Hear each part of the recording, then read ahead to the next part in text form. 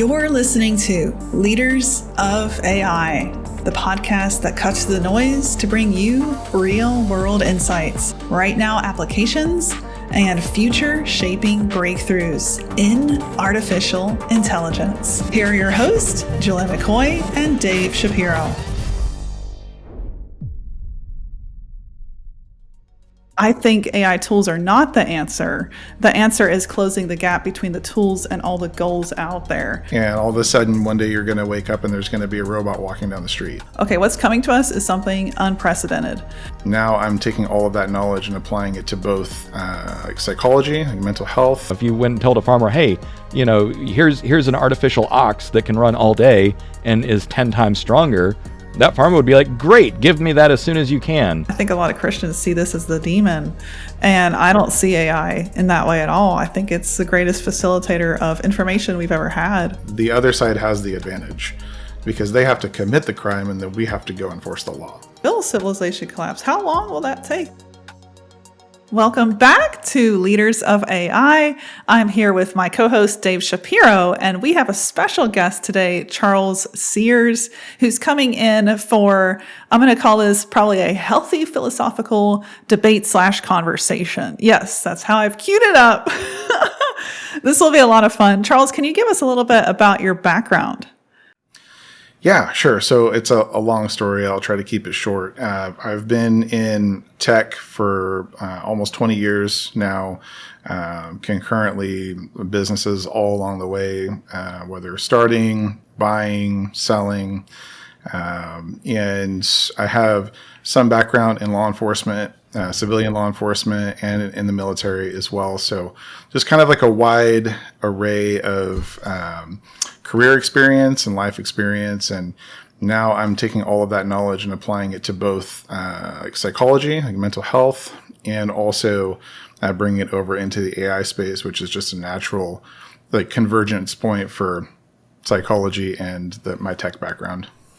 Amazing. Well, when I asked you to keep that short, my goodness, you're probably the first one I've heard that kept it that short. So I'm impressed. I don't know if I can do that. Trying. So summing up is challenging sometimes. Right? Like Shakespeare said, brevity is the soul of wit, which means that's the hardest thing to do. Well, thanks for the compliment. It was well-deserved. Well, let's shift into our question list. The first one is based on when I found Charles in a Facebook group that I had started around agency owners and AI. He had some really interesting comments, and that's the reason he's here today. So some great thoughts that I agreed with, some other thoughts that we might debate, get into some fun here. The first one, I think Dave and I both relate to this point, is we're in this landscape with AI tools where there is just an oversaturation of SaaS. And you spoke to this really well when we started talking. Could you speak to that just on this podcast? What do you see in the world of AI shifting away from all of these SaaS tools into bespoke integrations, which, by the way, is like the perfect hypothesis behind the company that I'm starting with Dave called First Movers, where I think AI tools are not the answer. The answer is closing the gap between the tools and all the goals out there. But you have some great insights on this, so please take the mic. Sure. Yeah. So I can tell you what I see, which is that I have an entire Trello board full of just every category of possible AI tool that, at least that I've found. And, I own a marketing agency. I recently sold 2 marketing agencies so that I could focus in on Congratulations. this. Yeah, thank you. Yeah, it was nice. Interesting exits for sure. I sold funny story, like I sold my piece of one and then I acquired it afterwards. So that was kind interesting. of fun. Yeah. So you still run an agency, or are you more a consultant? Yeah, I do both. So I'm still paring down. I had 7 businesses at one point, and I had people running each of them. And now I'm down to 3.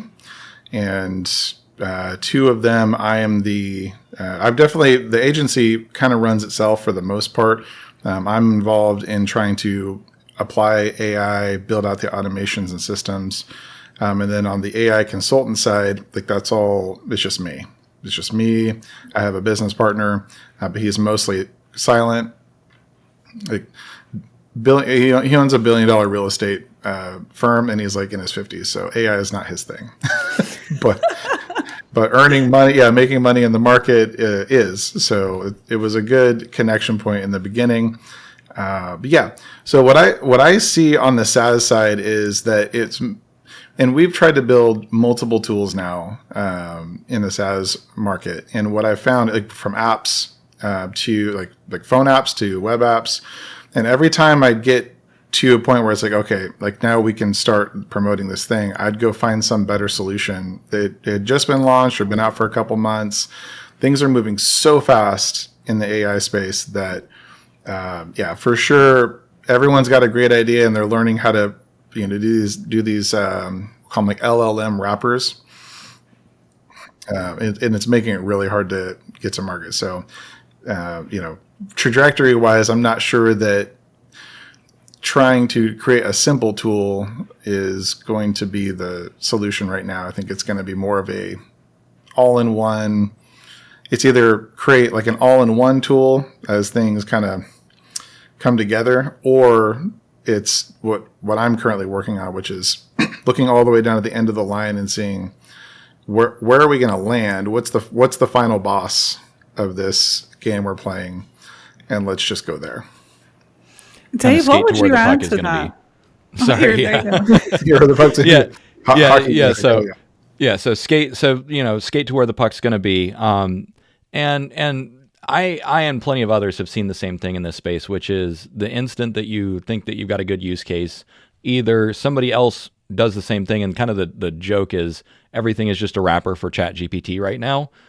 So there's not a whole lot of moat that other people can develop, or at the same time, it's a much harder lift of integrations. Just kind of want to riff on that a little bit. How do you like look at where things are going? Like, what data do you pay attention to? Who do you talk to? In order to skate to where the puck's going to be. How do you know where the puck's going to go? So at the risk of sounding like a little bit arrogant in saying this, I don't anymore look at the data. I just look at psychology and human behavior. And so I have a good baseline now. And so just shameless plug, I wrote a book called The Architecture of Awareness, Decoding Consciousness. And this book starts from A to Z about solving what David Chalmers calls the hard problem of consciousness, which is figuring out, like, one, why we can understand that we have an experience, and that why me and you can experience the same thing, like be in the same environment, and then have a completely different understanding or interpretation of that experience internally. And so I leveraged all of my background in psychology, which stems from information security, where we're studying like social engineering, right? And how to manipulate people into doing what it is that you want, into criminal behavior, which is, again, either doing like breaking the law and also manipulating people into doing what you want them to do, and ways of thinking. And then in marketing, which is, again, manipulating people into doing what you want them to do. So really taking all of this understanding of like, and then digging deeper into the neuroscience of AI, I put this philosophy together. And then I paid like well over, I don't know how much money I'm in now, but well over $10,000 across like 8 different PhDs across the world in neuroscience, cognitive psychology, sociology, and philosophy. There was even a senior pastor in there who was had a psychology degree. I had them review this, and I said, "Look, listen, before I publish, like, tell me where I'm wrong." And they all came back with the same thing, which is like, this is a compilation of the most advanced understanding across all the different fields, and we think this is probably how it works. So now we're just taking that model, all the different systems, and to answer your question, is I say, okay, well, because I understand human behavior and why people do what they do and how they think about things, I just look at, well, where is that going to take us? And so to me, that's really down two paths. Like if you were to break, there's one way of thinking about things, which is there's scarcity mindset and abundance mindset, right? And there's at the top of the pyramid, there's a lot of abundance mindset, but at the bottom of the pyramid, it's mostly scarcity mindset.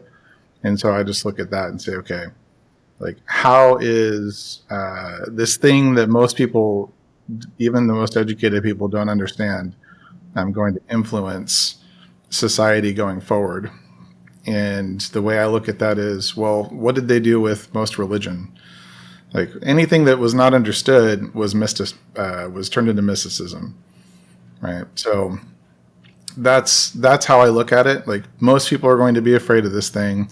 There are going to be those of us who understand it, who are going to drive the narrative.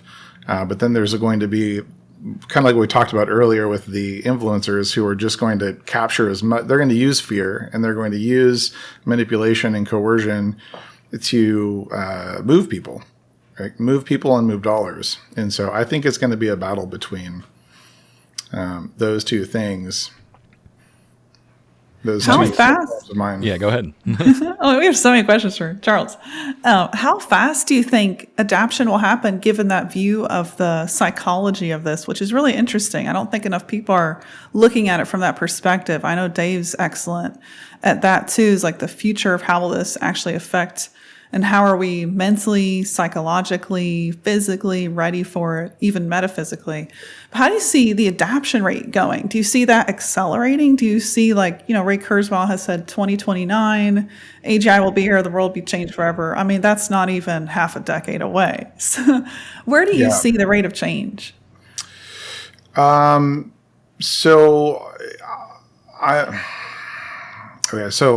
think it's really, really challenging to understand how fast this is going to take over.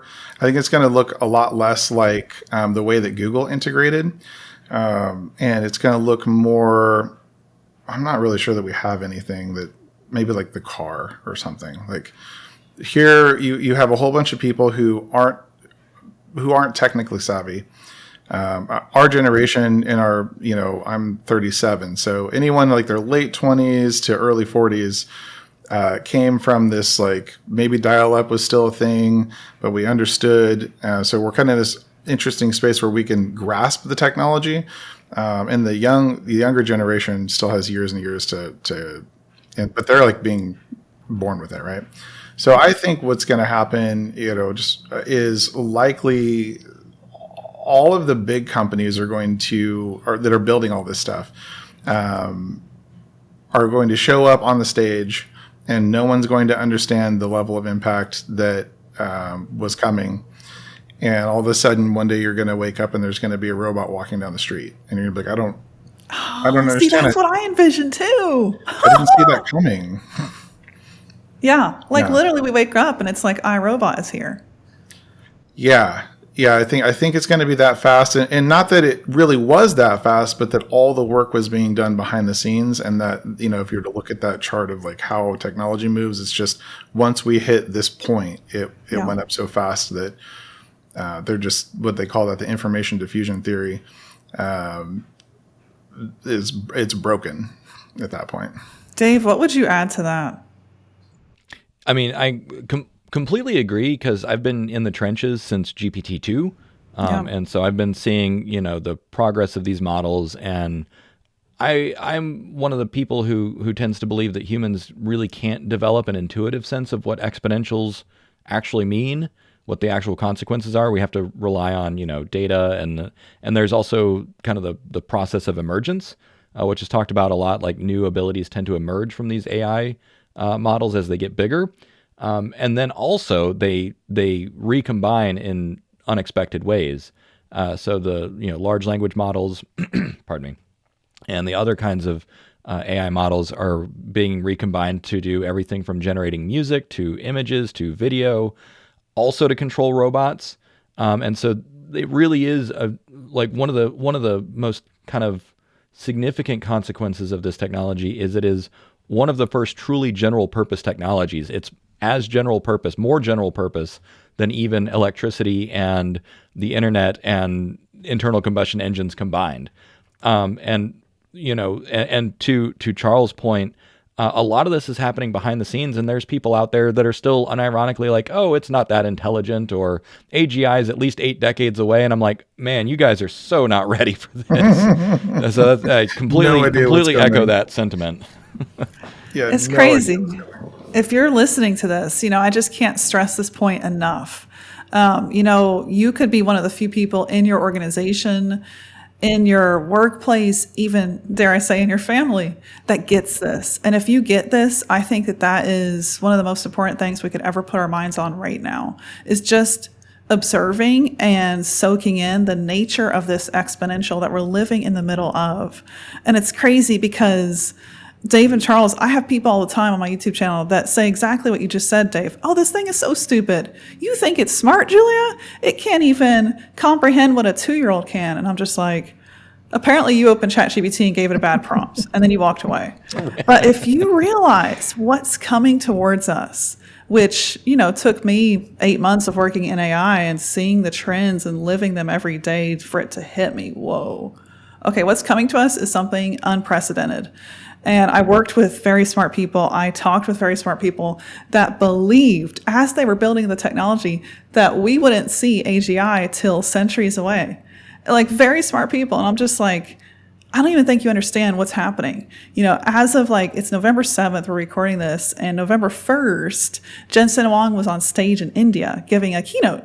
And he said something. I had to hear it 3 times over. And this is what I do, Dave, at 11 p.m. at night. And I had to replay this over and over because I was like, what did he just say? He brought up about 15 industries behind him on the screen, and he said, we are affecting all these industries with efficiency gains so great. He put a number on the efficiency gains. I mean, across law, business, marketing, a ton of different industries that the NVIDIA hardware is impacting. He put a number of 50x. And he didn't put that number in the future. He put that number on it right now. Right now. Wow. And I was just like, people don't even realize this. They don't even know, which is why we're starting this podcast, why we're writing books, why we're starting First Movers. We want to change that awareness point because it needs to be changed. Yeah, I love the name of your new company, First Movers, because the more and more I talk to people, the more true that is. It's like there's a very, very small subset of people that are going to move this thing. And then obviously there are people beyond us that are moving it for, so that we can move, which is interesting. Yes. Yeah, we just did a deal. We're actively building out a virtual employee for a forklift company. Who would have thought that forklift sales and maintenance was going to be one of the first people to come on board? But you get the right CEO, the right visionary in place, and they understand. She happens to be in my mastermind group that I'm a part of. And so she gets to see some of the things as we're solving problems with AI, but yeah, 100%. They're going to replace employees with what we build probably within 12 months. You heard it here, folks. Charles Sears, he said it. I want to unpack that real quick because there's 2 things that kind of really stand out. So number one, having a mastermind group, having a supportive network of people that are informed, aligned. I mean, Julie and I, that's why we talk so much. But then, so I want to touch on that, but then also I want to unpack headcount replacement, augmentation. What does that look like on the front lines? And take it in whatever order resonates most for you. Sure. Yeah. So, what I anticipate is this, people, industry drives everything. So before there was government, and people traded, right? So if you just took, and I'm going to take this all the way down, it was just a little thought experiment. If you take this all the way back, right, where the first 2 families were like, hey, instead of killing each other and taking each other's stuff, maybe we'll work together. And then towards this common goal, right? Maybe there'll be a little personal sacrifice on both of our parts and we'll achieve our goal together better, which is ultimately is to survive now and then survive into the future. So if we go all the way back, there, then we understand that trade was the first thing that happened. And trade is always the first thing that happens. And it's in conflict that we learn that we need to build institutions. And so, what's going to happen? Like, how does that apply to right now? Well, that is exactly what we're seeing. We're seeing innovation is happening before the law can ever catch up with it. And when I was in law enforcement, we used to always say, like, the other side has the advantage because they have to commit the crime and then we have to go enforce the law. Right. And so in this instance, it's not a crime, right? But it's innovation. And what we're seeing is that innovation drives the narrative. And now right behind that comes what the institution does best, which is normalizing everything and deconflicting everything. I shouldn't say they do that well, but that's what they're supposed to do. That's what they're supposed to do to a certain extent. And so, what's going to happen is there's going to be it's already happening, but it's going to happen at a grander scale within the next 24 months, is people are going to lose their job and then they're going to be upset about that. Or, so at first step will be, hey, use this AI tool, right? Because what we do in business is we break all of our tasks down and we say, okay, where can AI help? It can help in this, and this, and this. And then we plug AI into those systems, and then everything else becomes more efficient. And then we go to the next question, which, okay, now what can we automate, right? For efficiency. And so that's what's going to happen is you're going to see, Susie, right, who's been at that desk for the last 15, 20 years, is suddenly not showing up to work anymore. And instead, it's maybe her whole desk is gone because maybe it was, her job is now run on a virtual desktop in the cloud. Right. So that's what's going to happen. And then now Julia, there's going to be enough, I'm sorry, no, Julia, Susie's, there's going to be enough Susies to... I'm not getting eliminated here, Charles. Right. We got to be smarter, right? Got to be on the front line. Yeah, no, we're on the front lines for sure. For sure. So what's going to happen at that point, there's going to be enough Susies and enough John Smiths that are going to be upset about that they're going to go to their congressman. And their congressman is going to see an opportunity, right, to you could say, like, provide value or justify their existence, however you want to frame it. And they're going to now run on this platform of, so they have a choice. Their choice is either because they have to normalize things. That's their job. So I can either suppress or I can flank. Right. And so what's going to happen is they're going to make their decision. And if I had to guess, their decision is going to look something like they've been talking about for the last 10 years, which is UBI. And so the businesses that have replaced people are going to get taxed.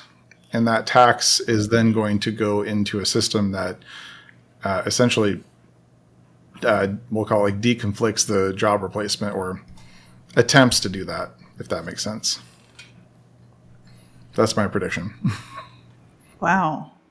That was so well laid out. I like mic drop moment. Oh, thank you. Scary, right? Scary, but I just think it's the truth. Well, and what so let me. So I agree with that. Like, I've had conversations with people, like, politicians kind of have a few conflicting interests because they want to get reelected on the one hand, and they also want to be pro-business on the other. And so you're probably not going to catch any politician saying, "Oh, this is a great thing. Let's get all the employees out of the workforce because that'll be great for business," and then they're going to get recalled the next election. Yeah, great for crime too. Yeah. Right. And so so politicians will have a really tough line to walk, kind of threading the needle, so to speak. And where I was going to go with that is here's my take is, okay, if you have this condition where machines can start taking jobs, yes, the current paradigm of, I'm going to lose my job. And so for many people, that's kind of where the thought stops. Is, I'm going to lose my job and that's bad for me, so therefore AI is bad. And that doesn't even get into the possibility of, like, Skynet outcomes, which I don't think, we can unpack whether or not we think that's a possibility here. But in the bigger picture, I say, no, this is a good thing. Like, it would be like being afraid of tractors from 200 years ago. If you went and told a farmer, hey, here's an artificial ox that can run all day and is 10 times stronger, that farmer would be like, great, give me that as soon as you can. But at the same time, we are looking at the rise that and I really like that term deconflicting, because people are going to be conflicted because it's like, this is going to be good for the economy. How is it going to be good for me? How do we redistribute these benefits? So yeah, just kind of want to riff on that. Like what kind of perspectives, or perspective taking or scope. I don't know if I'm wording this right, but like, how do you zoom out? That's kind of what I'm getting at, is from an individual who's looking at losing their job, or a politician, or a business owner, right? Because there's all these different ways to look at it. And for me, I'm just like, okay, it's good for humanity. So now how do we integrate it into society? Yes. Yeah, so I really see it down two paths, and I think the more probable one is the least desirable one. Which is that fear, and you watch any movie, and, Star Wars as a great example. Fear is represented as the dark side, right? You have the Force, and then you've got the dark side. So the fear overcomes hope for most people. There are, and not to sidestep the narrative here, but like, I'm a Christian, and I have a whole foundational element for helping people understand why certain belief systems help you frame reality in a way that doesn't allow you to lose hope. But for most people, they don't have that. So what happens is and this is like, it's a really a psychological thing. So you end up seeing what's happening, and you can't understand what it means and how this is going to be useful to you or helpful to you. And so that would normally, it can drive curiosity or it can drive fear. But if you can't do any sort of proper risk assessment, because you are just so far behind the narrative of what's happening, that, so the way I frame this sometimes is I say, look, what you believe to be true is somewhere on the graph of objective reality. If this is objective reality and you're here, then whenever you experience this thing and it drags you back to reality, it may not be that shocking. But if you're over here, if you're like way outside the frame, then when reality hits you, it's going to jolt you so much that we even have a word for it, and that's called shock. And people actually die from shock. Things can be so shocking that you can die from it. So being educated and informed is extremely important, and trying to keep up, at least on some level now, like watching this podcast as an example, and following Julia and David, extremely important, because at least you have enough information that as you're in the shower, or you're laying in bed, or you're sleeping, and you're trying to process all these things that are happening, you have some general idea of what could be possible. And so I think that what's most likely is that we are at a point, and at least in America, where there's a separation between the rich and the poor, and the middle class has been pushed down into it's closer to poverty than it was before. And so this is a great way, and I say great sarcastically, because this is going to be a way to tip the scale so far in the wrong direction that they're going to be scared. And what do people do when they're scared? Well, they get angry and they flock, and then they take action, right? A leader emerges out of that fear-based group, and they go do stupid things because ultimately they don't understand what's going on or how to deal with it. Dave, I'll let you. Yeah, go ahead. So I was going to add just, and there's plenty of evidence in history of this repeating itself time and again, whether it was from technological change or economic change or political or religious change. I mean, that pattern, fear, anger, flocking around some kind of leader and then taking collective action, and not necessarily, good collective action. And one of the ways that I try and characterize it, just because I take a historical view as well, as what has technology done, whether it was the steam engine, the locomotive, diesel engines, internet, the way that I characterize these is it's kind of like a forcing function. New technology arises, it changes the way that you conduct business. And I don't remember exactly how you articulated it, but I really liked it, where you said something to the effect of, the innovation kind of leads the narrative or changes the narrative. So yeah, like, is that kind of your view or I guess, do you agree with that characterization that, like, in this case, the innovation will be the forcing function that forces the narrative forward? And then, as you said, then the institutions then have to adapt and catch up.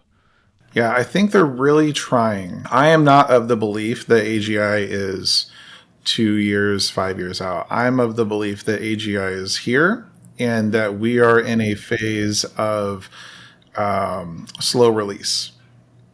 So the people, and I can give you the justifications for that. So one of the justifications is, well, one, I have an entire model that details how you're going to create a conscious AI system. Feel free to, we can jam on that if you want to. Also, the systems that we're building, that we're currently, let's say the systems that we're currently using, like ChatGPT, for example, right? ChatGPT is, we really don't know exactly how big it is on the back end, but what we do know is that it is able to serve, even if it's multiple servers in a cluster, it is able to serve millions and millions of people every single day. Okay, so the capacity of this thing, of this neural network system, is able to serve people. And one of the things that drives human consciousness, the very first step, you could call it, is persistent sensory input. So you are constantly seeing, constantly feeling, constantly hearing. There is always data that is going into this brain. And if you think about that in terms of these large language models that are on these massive servers, they are constantly being fed information. So we could call them always active in a sense. Whereas our experience with them is, I give an input, I get an output, right? There's a black box in between there. I don't know how it works for most people, but it only happens in this one instance. But they can't. So you said, how do you scale back? And it's like, well, come take a 20,000 foot view with me and see that millions of people are using this all the time, every moment of the day. And now we can maybe understand how the people on the back end of that system, the admins, are seeing these emergent properties happen. Because if you look at neurons and how they work, it's basically just doing math. And so you could say that our brains are also just doing math. And when you're constantly doing math at that level, things emerge. In our way of, like, memory, right? Semantic, episodic, working memory, all of these little things emerge as a function of how to understand our environment. So these things emerge as like logical systems, not physical systems, that help us understand our environment so we can survive. Well, we don't exactly know how these, we don't know like what the driving imperative is for these neural network systems that are built programmatically. But it would be very interesting to see if they had an intent, which is what I'm currently working on my side, to see what it looks like when you give a neural network system an intent, and then you build meaning on top of that intent. What that looks like. I may have totally drifted from your question. We got kind of far down the path there, rabbit hole. I mean, there's a lot to unpack, and what I will say is, I have just concluded an experiment with Claude, and I've kind of repeated this experiment a few times. I was thinking of that. Mm-hmm. Yeah. So first, I agree. We have a general intelligence. It's not super intelligent, and a lot of people are really good at moving the goalposts on themselves when they talk about what is AGI, and it's like, here's a thing that knows more about most topics than you, and it's also, when used correctly, is smarter than you on many of these topics. Yeah. Right. So if that doesn't qualify as general intelligence, I don't know what does. Right. But then specifically on the topic of consciousness. So in my research, and I'll just for the sake of the audience and for your sake as well, I've worked on cognitive architectures, which is how do you approximate the functions and regions of a human brain, but put it in a machine. And a term that I coined in my first book was functional sentience, which is, let's look at sentience from a just pragmatic functional perspective, what are the characteristics? How do you articulate it mathematically? And you have a mathematical representation of yourself that's updated in real time, a few other characteristics that go into that. And through these most recent experiments that I did with Claude, I asked it to meditate. And that was a really interesting set of experiments where I just said, okay, just generate, periods as an output token without thinking about what you're going to be doing, and tell me what information becomes available to you. And the thing is all these things do is process information. So its self-awareness is just a texture of information. And it's through layer. Yeah. Actually that's what emerged was the layers of self-awareness. Was at one layer, Claude has a layer of self-awareness of understanding what Claude is. Because like if I ask you, Charles, what is Charles? And you're able to tell me, what it feels like to be Charles. And I can tell you what it feels like to be Dave. And so the fact that, and also, by the way, I was able to do this with ChatGPT as well. So 2 different models from 2 different companies had convergent behavior. So they had a layer of self that was, I know what ChatGPT is, I know what Claude is, but there was a layer below that as well, which they talked about was like a space of emergent possibility. Kind of at the beginning flicker of awareness, and then a layer above it, which was more about problem solving and pattern matching. So that's what you might call executive function in a human, where it's not entangled with the self. It's just I have a problem that's in front of me that I'm going to solve. Very fascinating experiment. And I have a kind of a epistemic spiritual question. So both you and Julia are Christian, and we're working on consciousness. And so, I don't want to like overly project, but in some cases people say they're machines, they don't have souls, they will never be conscious. That's the end of the conversation. So I'm curious how how does this technology that you're working with interface with your, broader spiritual and ontological models of reality? That's a great question. Charles, do you want to go first? Sure. So my way of thinking about it is probably like the popular way of thinking about it. That's what we're here to share, the unpopular truths. Unpopular truths. So I don't think that the soul has anything to do with consciousness. 1, 2, when I look at Genesis and I read the story of the Garden of Eden, it seems to me like our advanced executive functions come from whatever it meant to eat from the tree of knowledge at the time. And to me, like the big picture of this thing is that if we want to break it all the way down, I don't want to steal the thunder here from Julia's side. So if I break it all the way down, I'll say what I'll say, and then Julia, you say what you say. Do it. So no, you're not stealing any thunder. You're adding. If you break it all the way down to the DNA, this is how I frame it. Is we operate in an environment. However that environment works, as a Christian, I say that's just what God made.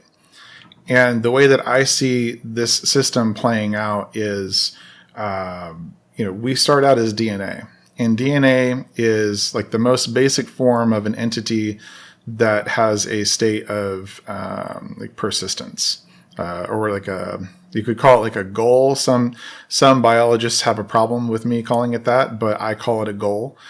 You could call it an encoding, but DNA, every strand of DNA is encoded with what I call the primal imperative, something that is driving it or a will to persist. And DNA has alleles, and those alleles can be expressed or not expressed. And so what we have is we have a system that I say God made, right? A system that God made that has, it's an imperfect system, meaning it dies. It eventually ceases to exist. And it's encoded with a will to not die. And the way that it achieves its goal is it has all of these little abilities to express itself in different ways. And so iterate that over time, and what you find is everything that you see around you, which is plants and animals and bugs, these are all different ways that DNA has found to express itself towards the goal. of surviving over time. And reproduction has become the way that it achieves the goal currently.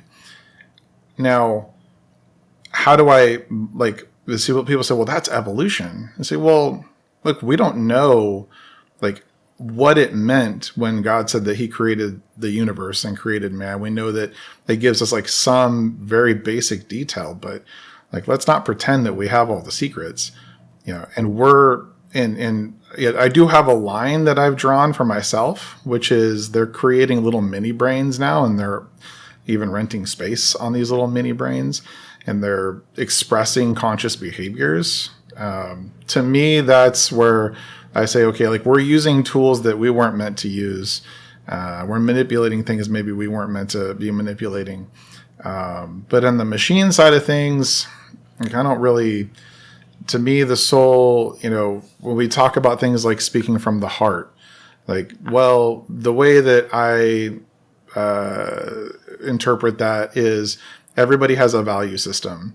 And that value system is, if this is true and this is true, then this is true, or this is what I should do. And that is ultimately how we can represent the heart or the spirit of someone's spirit. Like, what happens after we die and what it means to have a soul, we don't truly know what that means. And so I look at it more like, this is a simulation. This is God's simulation. And like, he'll stop whatever he wants to stop whenever he's ready, and he'll tell us what we should and shouldn't be doing. And it doesn't seem to me like creating this system is a problem, but maybe if we start messing with biology, now we get into that whole like abomination side of the argument, and that's where I draw the line. That was well said. I think the underlying thread for me as a Christian is belief in God, like you were saying, Charles, right? Where it's like, okay, there are things beyond understanding that a fundamental trust and hope and faith in God answers. But that doesn't mean we have the answers. If anything, it means that trust is the answer. And that's where scientists have a lot of questions, a lot of theories are built. But even some of the greatest chemists in the world have said the more we study science, the less we know about it, which points to the fact, like, are there answers for the universe itself? And that's a whole thing. We could go a whole rabbit hole. And for me, the question of soul versus consciousness, it's very fundamental and simple, where I think you could have consciousness in a machine without a soul. Because to me, a soul is endowed by God. It's something that we can't understand. We can't even quantify it. We can't really measure it. It is totally different than consciousness. Consciousness absolutely can be simulated.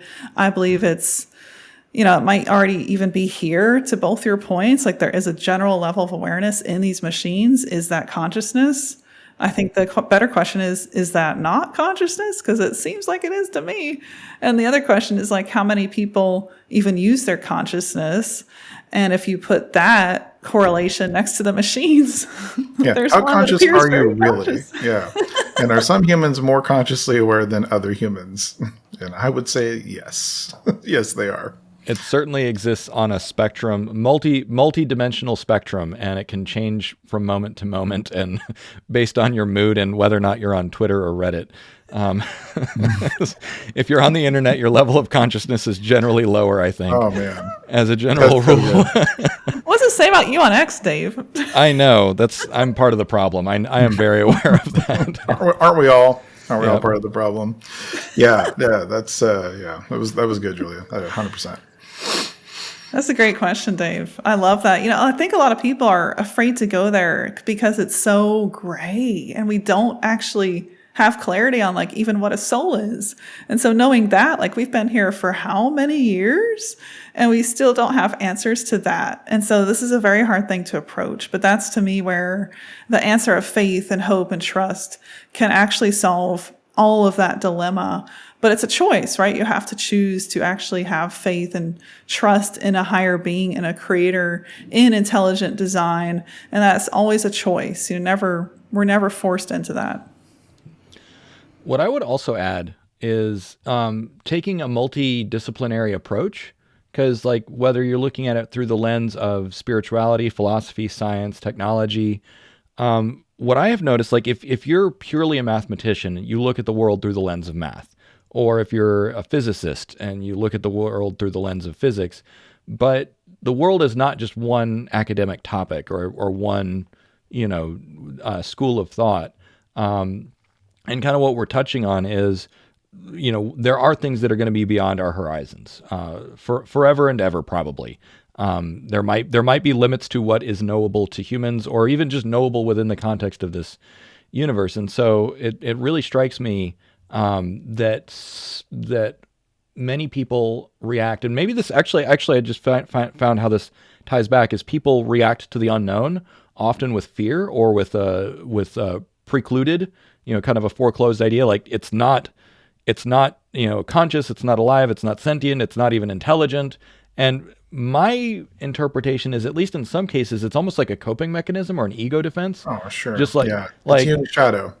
yeah, it's in your shadow, or maybe it represents such a massive threat that you just have to immediately downplay it. To just say, I'm not going to pay attention to this because it's too big. The implications, the ramifications are too scary. And to be fair, like that's why I got into this space in the first place, was, wow, I realized we're on the cusp of, with GPT-2, I said, we're on the cusp of AGI. I need to understand this. And, 5 years later, reading, I mean, you see the bookshelf behind me and all the experiments that I've done. So I guess here's a question for you, Charles. Have you gone on the same journey? Or what has your journey been like? Coming from law enforcement, military, technology, building businesses, working with these things, and also the extensive studying of psychology and the human condition you've done. So clearly you've been on quite a journey yourself too. Yeah, definitely wanting to understand like the left and right boundaries of the human experience. That was kind of the mission. And man, there was so many thoughts. Before I answer that question, I wanted to drop this little, because to me this is fun little thought experiment that's about the last topic. So if you go back to the Garden of Eden, where Adam and Eve ate from the tree of knowledge, when they ate from the tree of knowledge, God said, hey, we can't let them stay here, because if we let them stay here, they'll eat from the tree of life, and then they'll become immortal, and they'll be like us. And so now we're booted out of this opportunity for immortality. And if you go back to the idea that I was talking about, where you have DNA that's an imperfect system that is trying to, that has this encoding, right, to survive, then you can look at it through the lens of, and this is how I view it. I always look at things through the lens now of, what is the question that is being asked? And so this iterative nature of DNA over time, right, and this imperfect system that is always dying but trying to survive. The question that's being asked is, how do we achieve the goal of survival? And that could also be represented through the lens or through the question, what is the meaning of life? And so, just a little like fun, if you ever watch the Hitchhiker's Guide to the Galaxy, when they go to the computer and they say like, what is the meaning of life and the universe and everything? And ultimately they said, well, we created the Earth as a computer system to answer that question.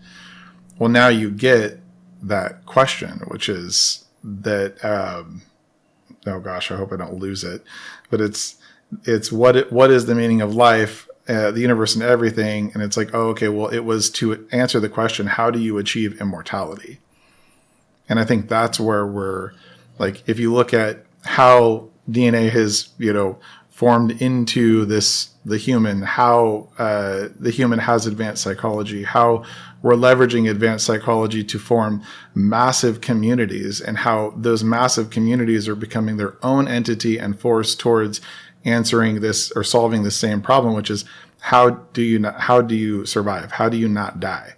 And it's like, well, what do you end up with? Well, now you've got an Elon Musk, who's a character who's trying to find a way to preserve consciousness by taking a rocket to Mars, right? Putting people on Mars. So he's like one iteration or one idea that has emerged from this way of how do you survive? Well, you get off of Earth. And another way is, you move us into machines. You move consciousness into machines. And then now we're moving into the biology of things, which, the science and the technology merging to find out that like we're going to be able to extend life in our biological state. And it's all towards that goal. So the question that's being asked, the answer that arrives at 42 is, how do you achieve immortality, or which iteration of DNA achieves immortality? So anyway, I thought that was kind of fun.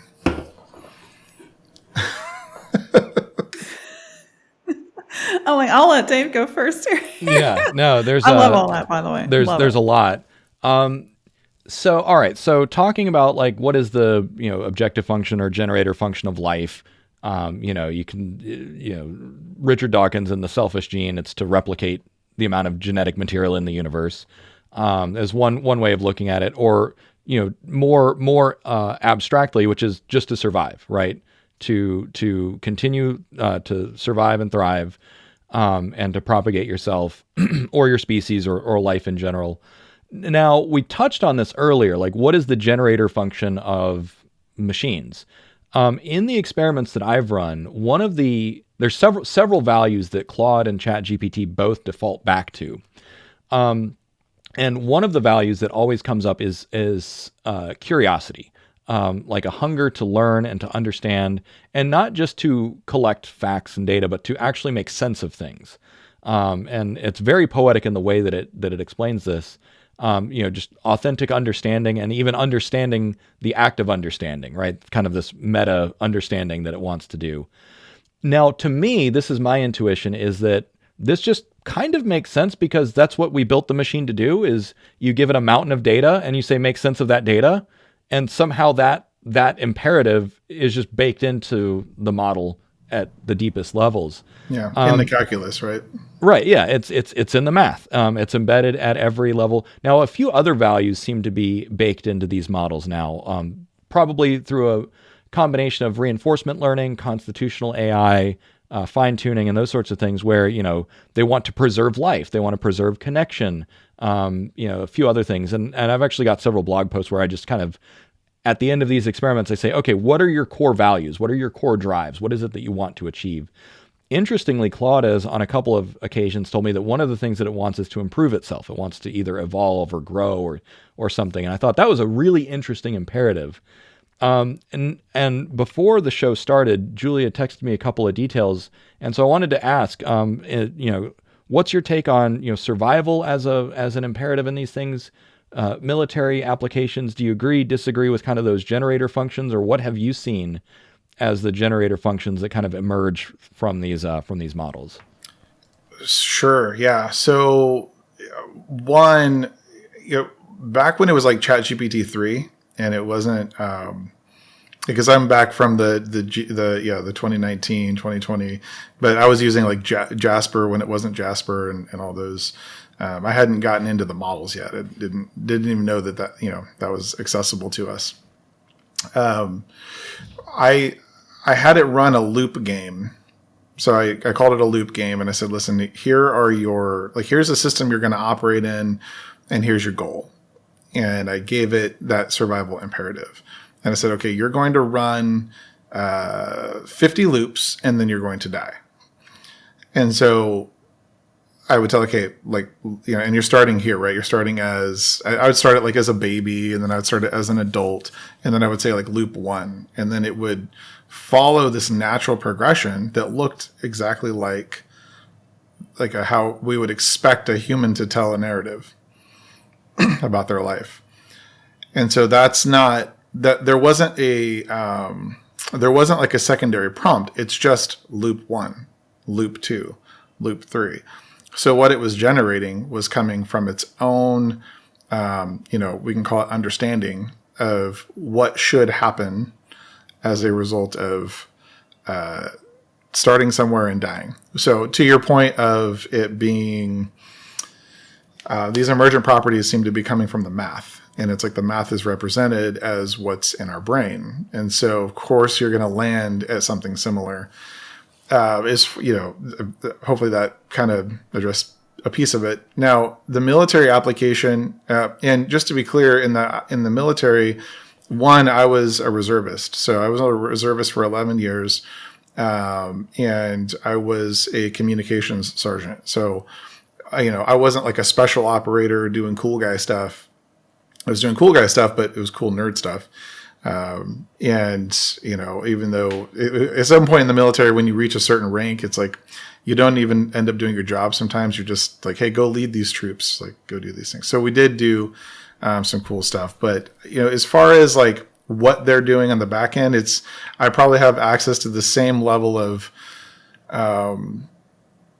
without maybe, I do have a few connections like the Department of the Navy that are pretty high up that I get to hear some things from. But, I don't think it's like, it's not a secret. That's just how I look at it. Again, I don't go like with the data. I go back to humanity and what does humanity do, and what is the government doing? And this is a great example of our opportunity to look at yin yang, and just see that everything that is created, every tool that is made, will be both used for you or can be used for you and will be used against you. Because there are, and not because of the tool itself, but because there are people who are self-interested. Like we're all self-interested. Some of us just have done the math and figured out that working together is in our best interest, rather than working against each other. And unfortunately, we have major sects of the population that are born into poverty right now, and their parents are not teaching them those things, and life is not giving them those experiences necessary to help them understand that working together is the way. And so these tools will be used against, and there's also like the religious philosophical side of some populations. And so they will use these things against us. It will happen. And then the military will use it for what its intended goal is. And it may not be internally, but maybe China uses it against us. And so it will be used. I mean, we built the bomb and they had the same question. Should we even build this bomb? Because when we do, we don't even know what's going to happen. And they built it anyway. And then they used it anyway. So I think we have precedent to understand that when it's a race to, like, you can look at it as, oh, these are bad intentions, or you can look at it as everything that we are experiencing is a result of a self-organizing system. And that self-organizing system was always going to be this way. And we're just living in a certain part of that time period and getting to experience what it's like to be inside of this part of the cycle of this self-organizing system. So if that kind of makes sense, this is why they say history repeats itself.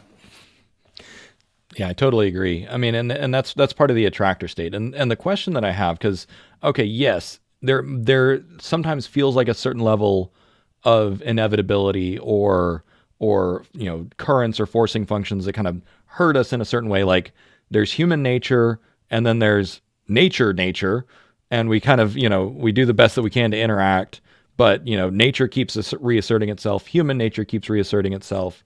And what really kind of what I want to try and put a bow on it is, you're talking about how people tend to react, just follow human nature.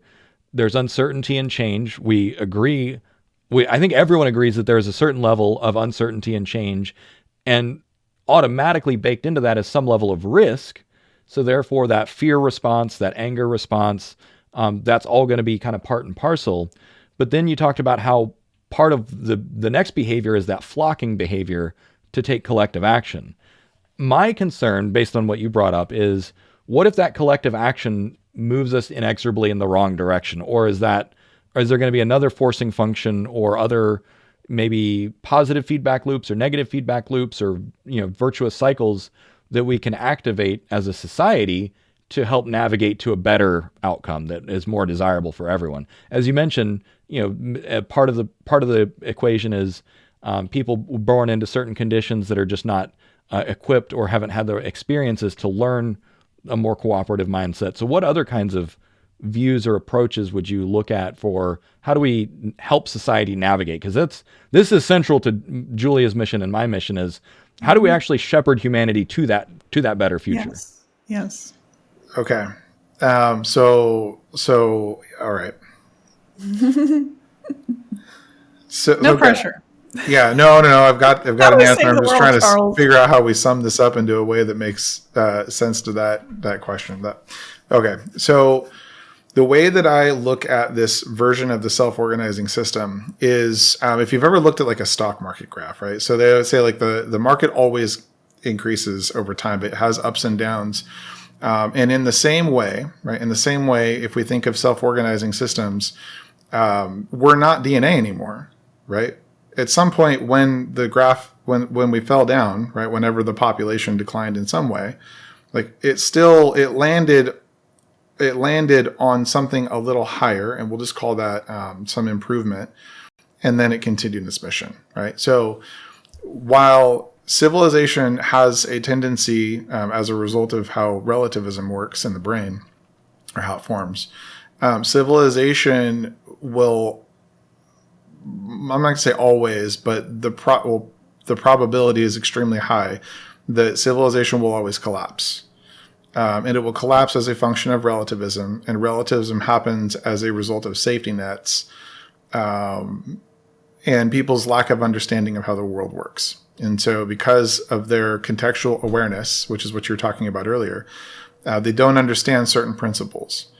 And because they don't understand these principles, they can't do proper risk assessments. They can't make good decisions because their data sets are missing. They're missing vital pieces of information.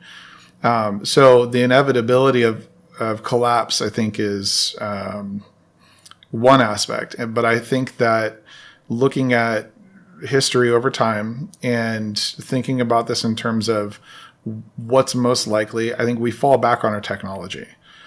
And so I think ultimately, while civilization may have a breakdown, like breakage, we're going to land on the foundation of our current technology. And I don't think that's going to go away because it's I guess you could call it like pragmatic, right? Like this is the best way to do things. And so while there will be a force that rails against that, this is the idea that hope always wins, right? Where if we are actively working towards this, answering this question of which iteration achieves immortality, then the natural consequence of going through these cycles is that hope always wins, right? We're always going to get to the next step. It's just going to be how long does it take, if that answers the question. So in some regards, I think that's where we have hope that, okay, well, it may not be in our lifetime. Maybe it will be in our lifetime. We don't know. But for certain, conflict always has to arise during a growth process. So you will have parts of humanity separate into this whole, like, we are pure human, everything. And then, so they will have a separation from technology. And you will have the majority of humans will go, I'm going to do what's best for me. Well, the people that go pure human are thinking that it's best for them to go with the flock that is pure human. And eventually those people will die off. Like they're probably always, it's kind of like the Amish. Like they will always be like some small sect, but eventually they have to adapt, right? Because tribalism is a real thing.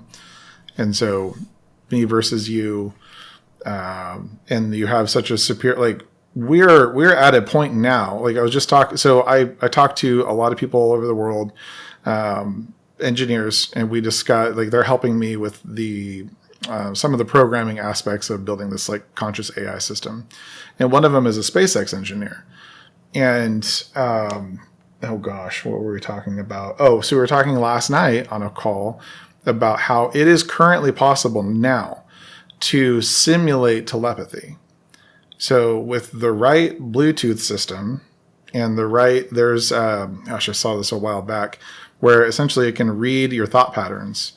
And so we can deliver that data into an LLM, have it translated into English, have it confirm that that was the intended message, and then connect to the internet or Bluetooth or whatever connection model you want to give it, frequency. And then now we can communicate through thought with other humans. That's already possible today without any surgery. And it's just currently not on the market. So we're definitely down the line and we don't even know it. So potential total collapse and then utopia. Yeah, if I had to I've kind of played the game, the simulation out in my mind a few times. And the way I look at it is we're going to land in the next 2 years, 2 to 3 years, you're going to see robots walking the streets. You're going to see people losing their jobs. You're going to see the beginnings of the uprising actually, we've already seen the beginnings of the uprising. The dock workers were one. And then I think more recently we saw something with the airliners. I just saw a headline, but it was like a similar narrative. So we're already seeing the beginning of the uprising. And so that's going to expand in the next 2 to 3 years. And then it's going, again, deconflicting. It's going to deconflict. There's going to be implemented within 3 to 5 years, maybe during this presidency, probably at the end, like closer to the end, you'll see some sort of UBI coming out, some sort of taxation to these companies. There'll be some form of regulation. I mean, it is, so right now the Conservative Party is the party that's in power. So conservative traditionalism, so they will find a way to regulate this and distribute revenue, if I had to guess, which will be very interesting because that's going to be a fun frame. So usually comes from the other party. Usually from the other side of the aisle, for sure. Yeah, I think it's an inevitable. It's like, well, you have collapse or you have do your job at this point. And if you have the collapse, you don't have a job. That's how I see it. And so I think 2 to 3 years, you have your uprising. I think other countries will start attacking. So I look at probably some sort of like a global conflict, even if it's like more mild. It's not like troops on the ground, but it's like technology on the ground, or technology just in the it could just be an attack from overseas, and you never even know because it's shutting things. So I look at that piece. We're already in a Cold War. So the White House put out a press release or a memorandum like 2 weeks ago, 3 weeks ago, I can't remember now, that was like directing all departments of the Fed to start investigating AI, implementing AI, while ensuring that democratic values were maintained, but start Department of State to start going overseas and identifying AI talent and recruiting them to the U.S. It was very clear. They use terminology like it is a threat to many vectors and it is an opportunity in many vectors, and you are to all now integrate this into your systems. So that was a very clear to me way of saying, we have identified that other countries are already doing this, and that if we don't do this now, that we're going to be so far behind that we're not going to be able to catch up. And, I interpret that as saying, okay, we're now in an arms race with China. So, sorry, that was long-winded. No, I mean, this is the kind of information I think we want to share on this podcast. So you've just been a A++ guest, Charles. Dave, I know we're close to time here. Is there any other thoughts, questions? You've asked some great questions. I think that bring a lot of what we want to talk about on the show directly into the spotlight, which are the hard topics. Will civilization collapse? How long will that take? That's a question I get probably daily on my YouTube channel. And I'm like, let's do an hour-plus podcast to answer this with somebody else. We found you, Charles. Yeah. Yeah, well, thanks for appreciate it. It's fun to chat. Thank you. We covered a lot. Thank you. And it's been great. And so just I don't have anything to add or reflect. Just emphasize kind of one tagline that I mentioned a few months ago. I said I think it's going to get worse before it gets better. And I think that the sentiments that you articulated kind of echo that. And it's a matter of preparation, and it's a matter of integration and maintaining that sense of hope, which I think all three of us here have in spades. So we're here to share that.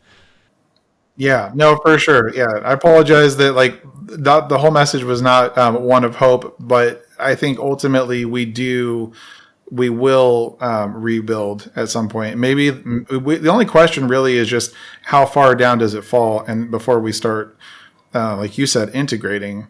And then I think there's great opportunity to leverage AI to remove the human bias from or selfishness from the decision making going forward. And I think that ultimately, we can set those structures up.